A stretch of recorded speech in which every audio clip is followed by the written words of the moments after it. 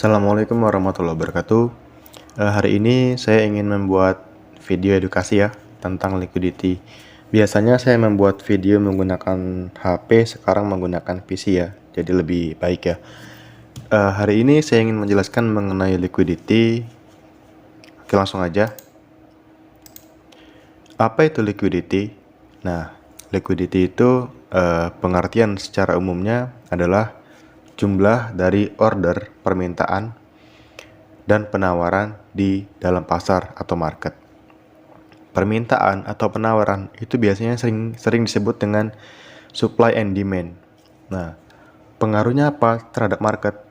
Ada 3 ya. Yang pertama, tiap order jual pasti memiliki order beli lawannya dan sebaliknya.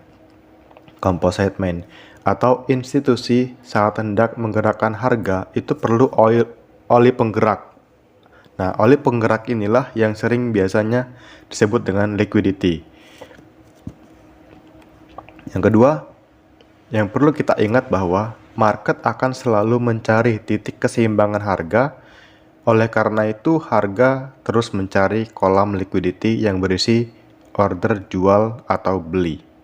Nah, yang ketiga, kemudahan melakukan jual atau beli di dalam market tanpa mempengaruhi harga yang ada. Nah, ini adalah tubuh dalam smart money concept. Perlu diketahui ya, tapi saya langsung memulai dari sini ya, nggak apa-apa ya. Nanti akan saya buatkan juga videonya di sini tentang supply and demand dan semuanya ya, lengkap untuk edukasi. Yang pertama, technical analysis. Kita perlu menyusun framework membaca order book dengan price action.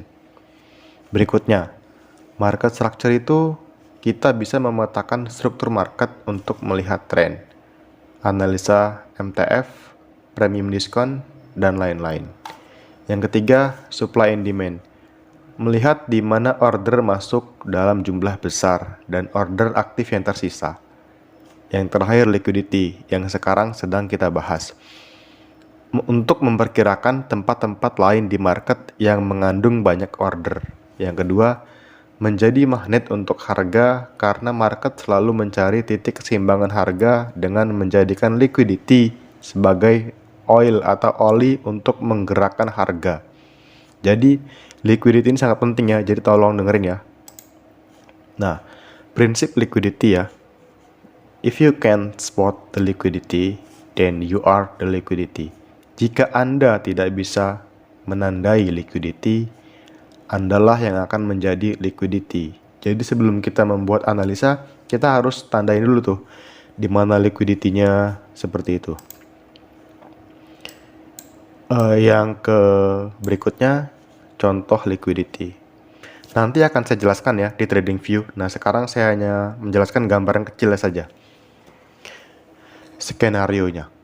Ini adalah contoh dari salah satu liquidity ya, yang kita sebut dengan equal high atau retail pemula, trader pemula biasanya sering menyebutnya sebagai double top. Nah, ada 3 contoh ya. Nah, biasanya para pemula ketika terjadi double top seperti ini, dia tidak ragu untuk men-sell. Dan setiap terjadi double top seperti ini, biasanya dia akan naik dulu ya di sini ya, untuk menyentuh SL seller. Padahal di sini dia bisa aja naik lagi untuk membentuk higher high untuk mencari buy. Tapi kebanyakan orang malah men-sell di sini. Nah, berikutnya seperti ini. Ini adalah supply. Oke, double top. Nah, di sini ketika break, kebanyakan orang itu dia akan membuy di sini. Karena apa? Karena ketika dia berpikir dia di sini akan break, dia pasti akan buy di sini. Kita nggak tahu entah harga itu dibanting ke bawah, ya kan? Kena liquidity. Mungkin kita benar dia akan naik, tapi dia bisa aja menyentuh SL kita dulu atau memakan liquidity kita. Seperti itu. Yang ketiga, konservatif breakout trader. Nah, ini ya. Dia break supply di sini, double top sini. Dia break, kemudian di saat retest dia buy. Padahal mungkin saja harga akan ambles ke bawah ya. Nah, Ini contohnya yang kecil saja ya. Nanti akan saya berikan contoh yang banyak ya di TradingView. Nah, ini adalah jenis-jenis liquidity yang akan saya jelaskan nanti di TradingView. Ada 9 ya. Sebenarnya 5, tapi ini adalah lawan dari yang atas. Kalau ini sell, di sini buy gitu. Ini swing point. Nih ya, swing point. Ini relative equal high. Relative equal ada 2 ya. Relative equal high dan relative equal low. Kemudian trend line turun dan trend line naik. Dan momentum shift atas dan bawah. Yang terakhir ring atau sideways. Oke, sekarang kita akan langsung masuk ke materi utama ya di TradingView. Ini adalah contoh-contoh polanya ya.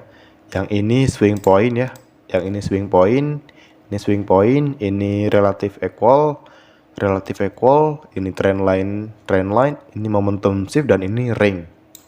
Oke, kita langsung saja mencari contohnya ya. Kita akan mencari contoh yang pertama itu dari ini, swing point. Swing point itu contohnya dia ketika terjadi seperti ini ya. Nih ya, ini swing point, swing. Nah, perlu diketahui ketika kita men-sell di sini ya, kita tidak akan pernah tahu kapan harga itu naik sejauh mana. Oke, kita benar ini tren turun ya, dia akan turun. Tapi kita nggak tahu ini di sini nih dia akan naik dulu atau enggak. Biasanya dia akan memakan SL kita nih di sini nih. Nah, ini adalah contoh liquidity dari swing point. Untuk menghindarinya adalah kita biasanya mencari ya, kalau saya ya, mencari candle di sini.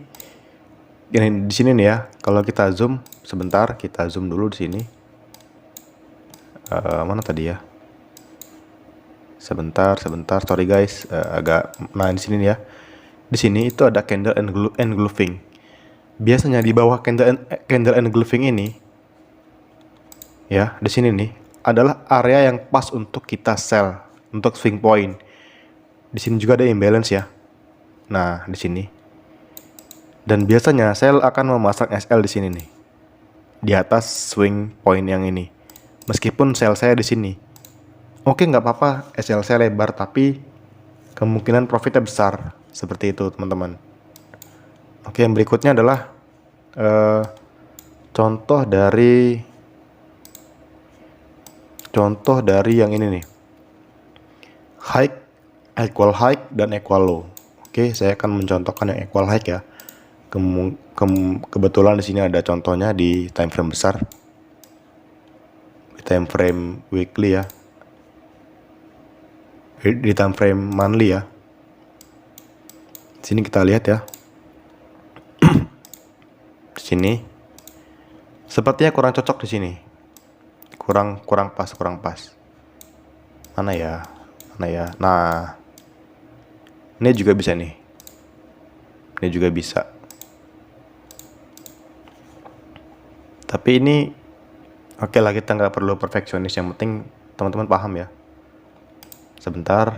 Nah, ini ya contohnya swing point-nya. Kebanyakan dari kita akan memilih buy di sini. Buy karena berpikir harga akan naik. Dan kenyataannya dia dibanting ke bawah ya. Nah, inilah kesalahan-kesalahan para pemula. Ini contohnya yang equal high. Oke.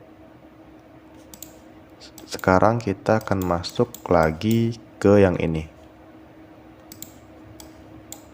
Oke. Kita akan menjelaskan contoh yang ketiga. Saya hanya mencontohkan satu saja ya dari tiap-tiap. Kok gini sih gambarnya? Astagfirullah. Maaf guys, ini only. Astagfirullahaladzim. Nah, ini ya. Saya akan menjelaskan yang ketiga itu yang trend line. Trend line liquidity. Ini sangat sering terjadi ya.